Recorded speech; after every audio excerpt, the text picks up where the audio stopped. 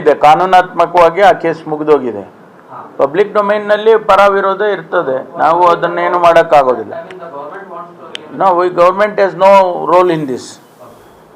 Public domain ನಲ್ಲಿ ಇದೆ, ಕೆಲವರು ಪರ ತೆಗಿಬೇಕು, ಓಪನ್ ಮಾಡ್ಬೇಕು ಅದನ್ನ ಕೇಸ್ನ ಅಂತಾರೆ, ಕೆಲವರು ಇದು ಮಾಡ್ತಾರೆ. ನಾವು ಗೌರ್ಮೆಂಟ್ ಇಂದ ನಾವೇನು ತೀರ್ಮಾನ ಮಾಡಿಲ್ಲ, ಮಾಡೋದು ಇಲ್ಲ. ಈಗ ಸದ್ಯ ಗೃಹ ಸಚಿವರಿಗೆ ಸರ್ ಪರಮೇಶ್ವರ್ ಅವರು ಸೌಜನ್ಯ ಪ್ರಕರಣ ಮುಗಿದು ಹೋದ ಅಧ್ಯಾಯ ಅಂತ ಹೇಳಿದ್ದಾರೆ ಅಂತ ನೀವು ಹೇಳಿದ್ರಿ. ನನಗೆ ಗೊತ್ತಿಲ್ಲ ಅದು.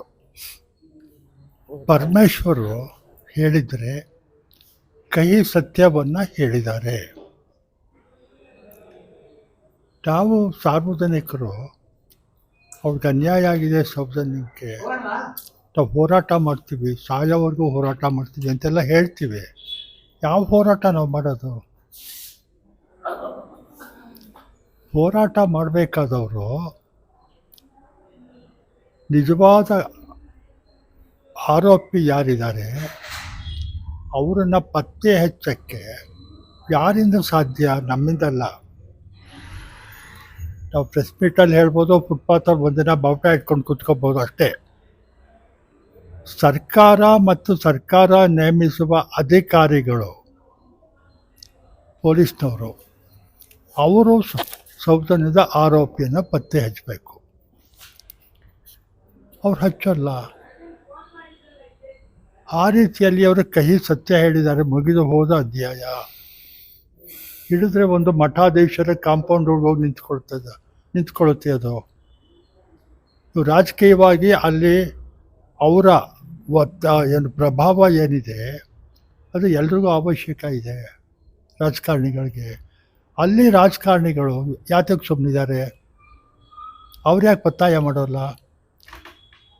ಯಾವುದೋ ಒಂದು ಪ್ರೆಸ್ ಮೀಟಲ್ಲಿ ಹೇಳಿ ಸುಮ್ಮನೆ ಬಿಡ್ಬೋದು. ಕಾಟಾಚಾರಕ್ಕೆ ಬೆನ್ನು ಹತ್ತಿ, ಸರ್ಕಾರದ ಬೆನ್ನು ಹತ್ತಿ ಪತ್ತೆ ಹಚ್ಚುವಂಥ ಪ್ರಾಮಾಣಿಕ ಅಧಿಕಾರಿಗಳನ್ನು ನೇಮಿಸ್ರಿ ಅಂತ ಸೌತ್ ಕೆನರಾ ಶಾಸಕರುಗಳು ಒತ್ತಾಯ ಮಾಡಬೇಕು. ನಮ್ಮ ಈ ಕಡೆ ಶಾಸಕರಿಗೆ ಆಗೋಲ್ಲ ಅದು. ಅವರಲ್ಲಿ ಆ ರೀತಿಯ ಸ್ವಾಭಿಮಾನ ಇದೆ ಸೌತ್ ಕೆನರಲ್ಲಿ. ನಮ್ಮೂರ ಹುಡುಗಿ ಅವರೇ ಬಿಟ್ಟಿದ್ದಾರೆ. ಅದು ಪಕ್ಕಾ ರಾಜಕೀಯ. ಇವ್ರು ಹೇಳಿದ್ದು, ಇವರು ಪರಮೇಶ್ವರ್ ಹೇಳಿದ್ದಾರೆ, ನೀವು ಹೇಳಿದ್ರಿ ಅಂತ ಹೇಳಿದ್ರಿ, ನನ್ನ ಗಮನಿಸಿಲ್ಲ ಅದನ್ನು. ಅದು ಖಂಡಿತ ಮುಗಿದು ಹೋದ ಅಧ್ಯಾಯ. ಅವಳ ಆತ್ಮ ಎಲ್ಲಾದಿದ್ದರೆ ಅಳ್ತಾ ಇದೆಯೋ, ಕೂತಿದೆಯೋ, ನಗ್ತಾ ಇದೆಯೋ ಗೊತ್ತಿಲ್ಲ. ನಮ್ಮ ಸರ್ಕಾರ, ನಮ್ಮ ಜನ ಈ ಮಟ್ಟಕ್ಕೆ ಆದ್ರಲ್ಲಪ್ಪ ಅಂತಂದ್ರೆ ವ್ಯಂಗ್ಯವಾಗಿ ನಗ್ಬಹುದು, ಥೂ ಅಂತ ಬೈಬಹುದು, ನಾವು ಹೇಳ್ಬೋದು. ಆ ರೀತಿಯಲ್ಲಿ ಪರಮೇಶ್ವರ್ ಹೇಳಿರೋದು ಕಹಿ ಸತ್ಯ, ಅದು ಮುಗಿದು ಹೋದ ಅಧ್ಯಾಯ. ಮಠಾಧೀಶರುಗಳ ಮೇಲೆ, ಉನ್ನತ ಮಟ್ಟದ ರಾಜಕಾರಣಿಗಳ ಮೇಲೆ ಯಾರೂ ಯಾವ ಕ್ರಮವನ್ನು ತಗೊಳ್ಳೋದು ಸಾಧ್ಯ ಇಲ್ಲ. ಅದಕ್ಕೆ ಉದಾಹರಣೆಯಾಗಿ ಇದನ್ನೇ ಇದೆಯಲ್ಲ, ಇಂಥದ್ದು ಮೈಸೂರು ಮೂಡಾ ಕೇಸು, ಸಿದ್ದರಾಮಯ್ಯವ್ರ ಮನೆಯದು ಏನಾಯಿತು? ನಿಂತಾಯಿತು. ಯಾರಾದ್ರು ಅವರು ಬದಲು ಬೇರೆ ಯಾರೋ ಶ್ರೀಸಾಮಾನ್ಯ ಇದ್ದಿದ್ದ ಜಾಗದಲ್ಲಿ.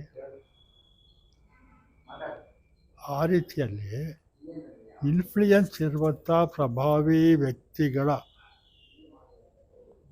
ಹೆಸರು ಹೇಳೋದಕ್ಕೂ, ಅವ್ರ ಕಾಂಪೌಂಡ್ ಒಳಗೆ ಹೆಜ್ಜೆ ಇಡೋದಕ್ಕೂ ಬಹಳ ಯೋಚನೆ ಮಾಡಿ ಹೆಜ್ಜೆ ಇಡಬೇಕಾದ ಸರ್ಕಾರ ಅಂದರೆ ಆಡಳಿತದಲ್ಲಿರುವಂಥ ಪಕ್ಷ, BJP ಆಗ್ಬೋದು, ಕಾಂಗ್ರೆಸ್ ಆಗ್ಬೋದು, JDS ಆಗ್ಬೋದು, ಅವರ ಉಳಿವಿನ ಪ್ರಶ್ನೆ ನೋಡಿಕೊಂಡೇ ಅವರು ತೀರ್ಮಾನ ಮಾಡೋದು.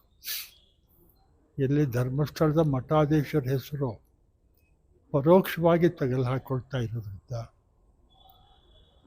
ಅವರ ಪ್ರಭಾವ ಸೌತ್ ಕೆನರಲ್ಲಿ ಅಪಾರವಾಗಿ ಇರೋದ್ರಿಂದ ಯಾವ ತನಿಖೆಯೂ ಏನು ನ್ಯಾಯಬದ್ಧವಾಗಿ ಅವ್ರು ಮಾಡಿದ್ದಾರೆ ತಪ್ಪು ನಾನು ಹೇಳಲ್ಲ. ಅವ್ರ ಹೆಸರು ತಗಲಾಕೊಂಡಿರೋದ್ರಿಂದ ಆಳವಾಗಿ, ಸೂಕ್ಷ್ಮವಾಗಿ ಯಾರನ್ನು ತನಿಖೆ ನಿರೀಕ್ಷೆ ಮಾಡೋದು ಸಾಧ್ಯ ಇಲ್ಲ. ಅದು ಸೌಜನ್ಯ ಪ್ರಕರಣ ಮುಗಿದು ಹೋದ ಅಧ್ಯಾಯ. ಆ ರೀತಿಯಲ್ಲಿ ನಾವೇನೇ ಹೋರಾಟ ಮಾಡಿದ್ರು ಬಾಯಿ ಮಾತು ನಮ್ಮ ಪಬ್ಲಿಕ್ ಮಾತಾಡ್ತೀವಿ ಹೊರತು ಒಂದಿನ ಪ್ರೆಸ್ ಮೀಟ್ ಮಾಡಿ ಕಾಪಿ ಕುಡ್ದು ಹೊರಟೋಗ್ತೀವಿ ಅಷ್ಟೇ. ಫುಟ್ಪಾತಲ್ಲಿ ಒಂದಿನ ಸ್ಟ್ರೈಕ್ ಮಾಡ್ತೀವಿ.